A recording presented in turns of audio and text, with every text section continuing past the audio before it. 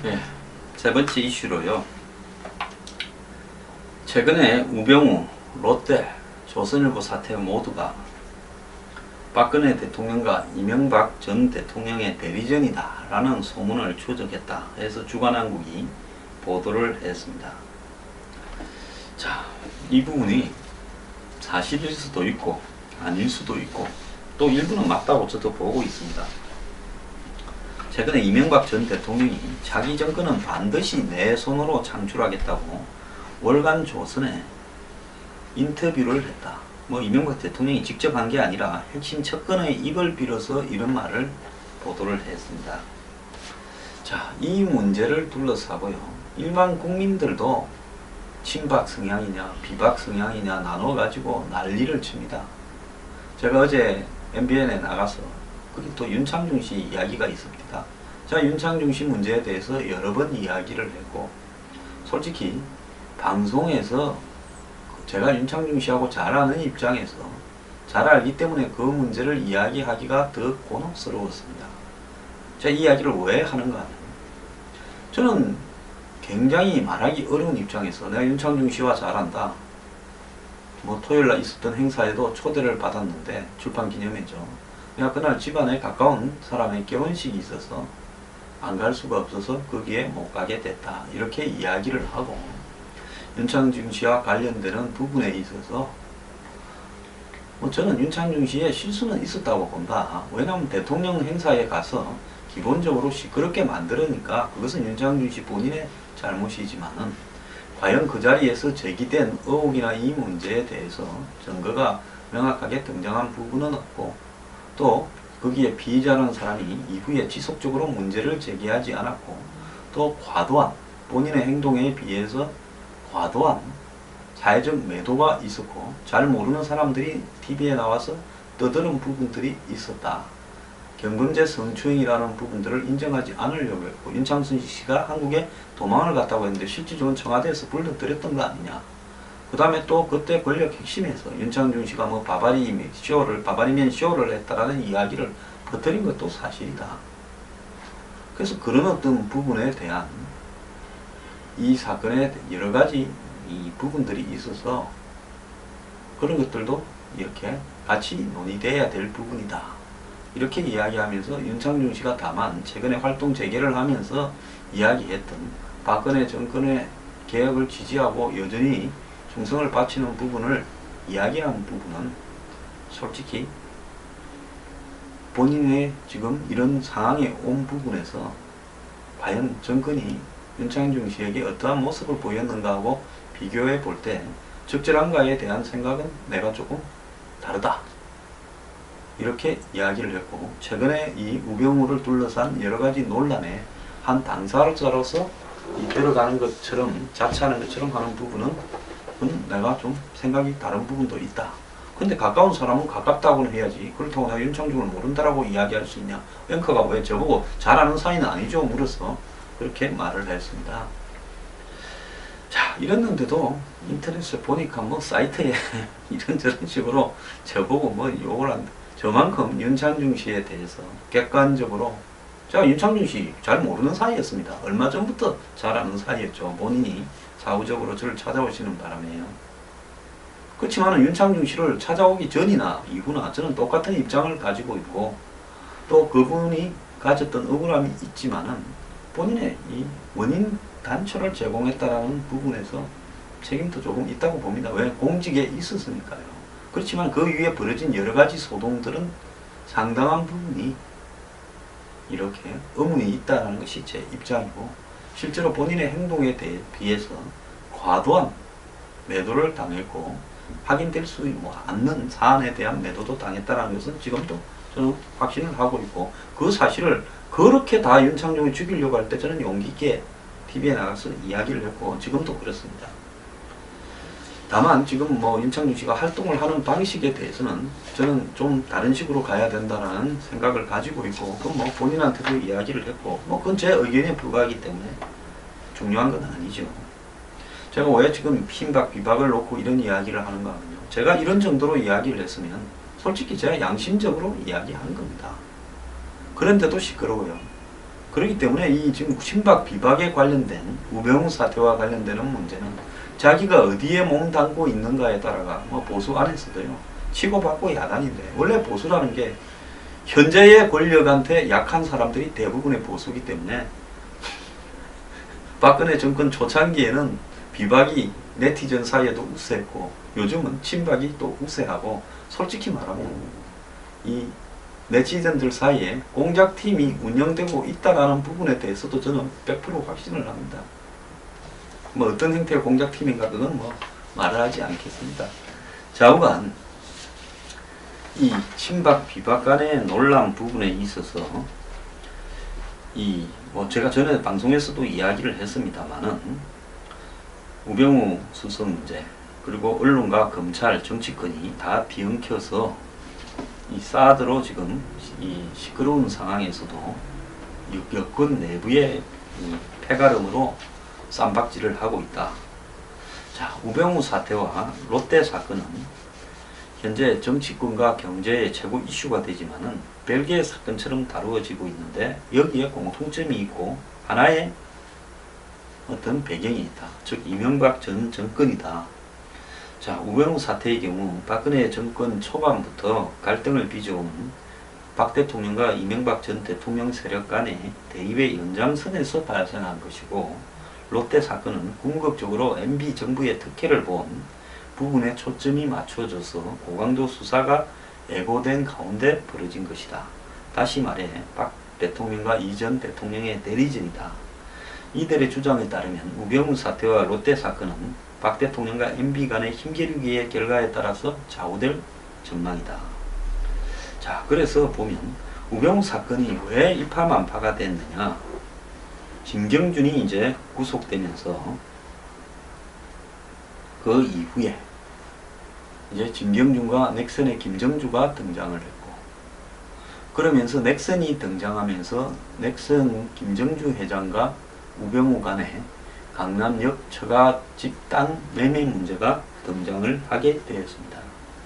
자, 그러니까 진경준과 김정주가 등장을 안 했으면 우병우가 안 나왔을 수도 있겠죠. 자, 그래서 진경준, 김정주의 커넥션이 어느 날 우병우가 포함이 되는 커넥션으로 확대되는 부분에 있어서 조선일보가 7월 18일 날 1326억짜리 강남 땅 거래 의혹을 보도를 한 겁니다. 자, 그래서 이 땅을 이 건매로 내놓은 것보다 이 넥슨이 153억을 더 주고 계약을 해서 당시 땅을 팔지 못해서 500억 가량 상속세를 못 내가지고 어려움을 겪고 있는 우병우 수석 처가를 도왔다.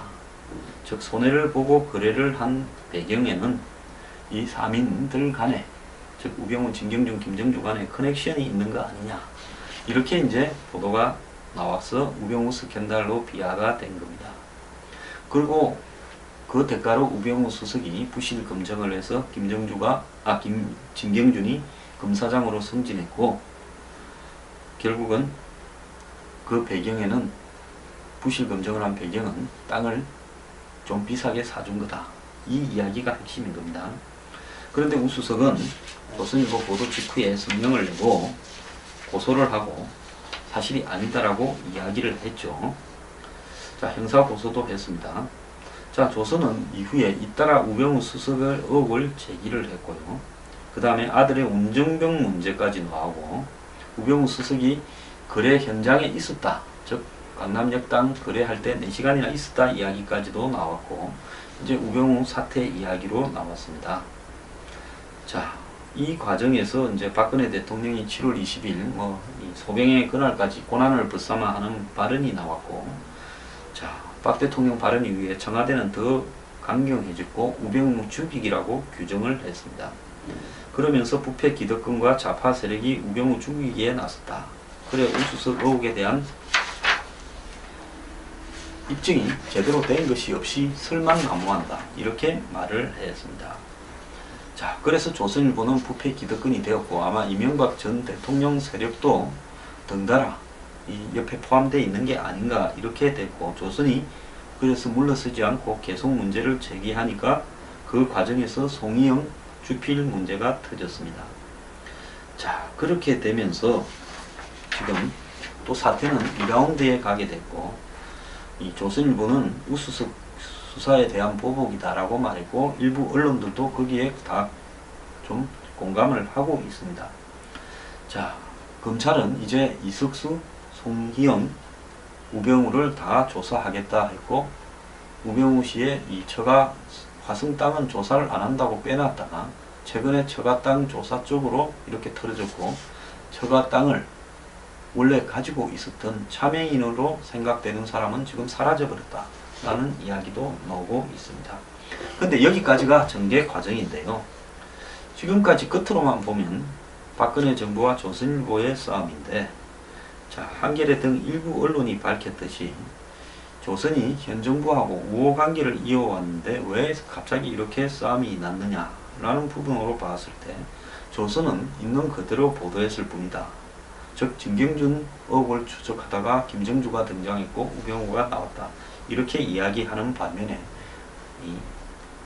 그 다음에 청와대나 박근혜 정부는 조선일보를 부패 기득권이라고 이렇게 공격하고 나섰습니다. 좀 뜬금이 없었던 부분이 있었죠. 왜 부패 기득권이라고 하느냐.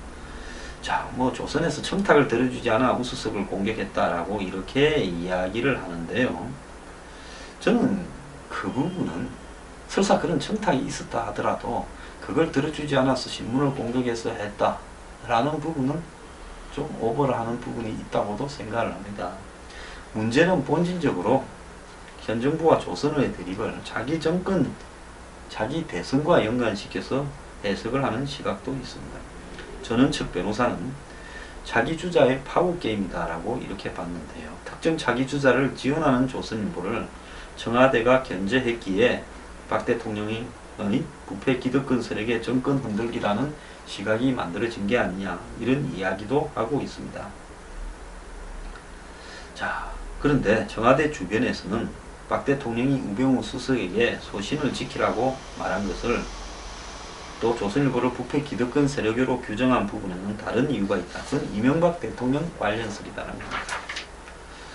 즉 롯데의 수사를 이제는 자신에 대한 부패 수사가 성완종 사태 때, 사자방 청문회 때 이걸 계기로 다 끝난 거 아니냐라고 생각을 했는데, 또 느닷없이 롯데 수사가 제기되면서 제2롯데월드와 성남공항 수사로까지 번지는 듯하자 이명박 전 대통령 측에서 박근혜 정부를 흔들기 위해 조선일보를 활용화를 했다, 이런 소문이 지금 등장하고 있고요. 우수석의 강남 땅 문제 등 그에 대한 정보를 MB 측에서 조선일보에 흘렸을 가능성을 배제할 수 없다. 또 한때는 조홍천이라 그러더니만, 그래서 결국 조선일보 고위 계열의 TV조선이 8월 초 단독 보도한 미러재단과 K스포츠재단 문제도 MB 쪽을 의심한다는 겁니다. 자, 이 두 재단 문제는 이 재단의 설립을 위한 절차나 진행이 빨리빨리, 또 돈이 빨리빨리 모이는 부분을 놓고 이 현 정부의 어떤 실세가 개입하고 있는 게 아니냐, 이런 의혹까지도 지금 제기를 하고 있는 부분인데요. MB 측에서는 박근혜 정부의 여러가지 치명타를 가할 부분을 찾고 있는 상황에서 호재이다, 이렇게 지금 보고 있다는 겁니다. 어디까지나 이 주간 한국의 시각입니다. 자, 그래서 롯데그룹 수사가 여기에 핵심이 되어 있는데, 롯데그룹 2인자인 신동빈 회장의 측근 2인이 이렇게 자살을 하게 된 부분은 8월 26일 결국은 이제 롯데에 대한 검찰 수사를 어렵도록 만들기 위한 어떤 결단이었다. 검찰은 2인을 상대로 이 신 회장 일가의 비자금 조성 의혹을 그 외에도 여러 가지가 있겠지만 핵심적으로 조사를 하려고 하는데, 자, 롯데 비자금과 관련해서는 해외 조세 피난처에 묻혀있는 자금과도 관계가 있을 거다. 즉 조세 당국에 따르면 롯데는 해외에 수십 개의 비자금 관리를 위한 페이퍼 컴퍼니를 두고 있다. 검찰은 해외 비자금 조성 정황을 포착하고 해외 지사 자금 관리를 총괄하고 있는 인물들을 불러 조사하는데, 여기에 핵심이 이유는 부회장이다. 이 부회장의 자살로 검찰은 상당한 타격을 입을 수밖에 없다라고 이야기를 하면서 이렇다 할 결정적인 게 아직 등장하지 않았는데 수사를 마무리하게 될 가능성도 있다. 이런 이야기도 지금 전했습니다. 자, 이 부회장은 신동빈 회장의 오른팔로 신격호 총괄회장 신동빈 회장을 이명박 정권과 연결시키는 핵심적인 역할을 했다. 그 배경에는 이 부회장이 이 아버지와 아들 신 회장에게 모두 이렇게 신임을 받고 충신교회 장로로 서만교회 장로였던 이명박 전 대통령과 잘 알고 있는 것도 한몫을 했다. 그래서 이 부회장은 자살 전 모처를 찾아가 자신과 롯데의 억울함을 토로했는데 기업은 정치와 불가금 불가원을 유지해야 하는데 이명박 정권과 가까이에 큰 피해를 봤다고 드러났다. 이렇게 말을 합니다. 이 부회장을 잘 아는 인사는 롯데의 해외 진출과 M&A 등과 관련해 이 부회장이 MB 정권 사람들을 만난 것으로 알고 있다. 이렇게 말을 했는데요. 그는 최근 롯데그룹 수사가 진행되면서 MB 정권 때의 일을 깊이 추궁당하는 것에 부담을 느끼고 자살한 걸로 보이고 있다. 즉 이인원 부회장의 죽음에는 MB 정권의 그림자가 있다. 이렇게 이야기를 하는 데도 있습니다. 저는 이 부분 중에 일부는 사실이 아니고 일부는 사실일 거라고 보고 있고요. 또 롯데 수사 과정에서 갑자기 뜬금없이 마이너한 매체에 최경환 전 부총리한테 50억을 갖다가 줬다라는 보도가 나와서 최 전 부총리가 고소하고 그 이후에는 또 조용해져 버렸습니다. 자, 그 정도의 허위 보도를 했으면 조용해지는 게 아니라 한마디로 그걸 보도한 언론이 허위라면 문을 닫아야 되는 상황이 아닌가, 저는 그렇게 생각을 하고 있고요. 여기에 또 더 복잡한 부분은 사드 배치하고 관련해서 롯데 스카이 골프장이 제3의 부지로 사실상 결정될 걸로 알려지고 있는데 이것이 과연 정부가 성산포대를 발표하기 이전에 롯데하고 협의한 것이냐 안 한 것이냐, 안 하고 남 땅에 그럴 수 있다고 보지 않고 처음부터 사실상 롯데와 협의를 한 채 성산포대를 발표했고 플랜 B로 가게 돼 유도하는 게 아니냐, 이런 생각도 하고 있습니다. 자, 이 와중에 이명박 전 대통령의 핵심 측근이라는 사람은 최근에 자기 정권은 반드시 내 손으로 창출하겠다고 이명박 전 대통령이 말을 했다고 합니다. 이명박 전 대통령의 측근은 박근혜 대통령과 완전히 갈라선 반박 세력이 의지할 수 있는 역할을 하고 박 대통령이 임기 중에 단 한 번도 역할을 맡기지 않은 데 대한 섭섭함을 간접적으로 토로한 것으로 해석된다 라고 이렇게 이야기를 전하고 있습니다. 자, 이 전 대통령이 집중적으로 관찰하는 인물은 반기문, 김무성, 오세훈 등 3명인데 반기문의 경우 이 전 대통령이 직접 저울질을 하고 있다. 저울질이라는 건 대통령 후보로 나섰을 때 당선 가능성이 있는지를 따져보는 것이다. 그런데 이명박 전 대통령 때 노무현 정권의 조사를 하게 되면서 그 부분과 관련된 여러 가지 사안들을 갖다가 저는 이명박 전 대통령 측에서 파악해 가지고 있을 거라고 보고요. 노 대통령이 반기문 현 사무총장을 만드는데 정권적 사업으로 상당히 배팅을 많이 했죠. 이 부분과 관련돼서 이명박 전 대통령이 내가 뭘 알고 있다고 말을 하는 게 아닌가, 저는 그렇게 좀 비춰집니다.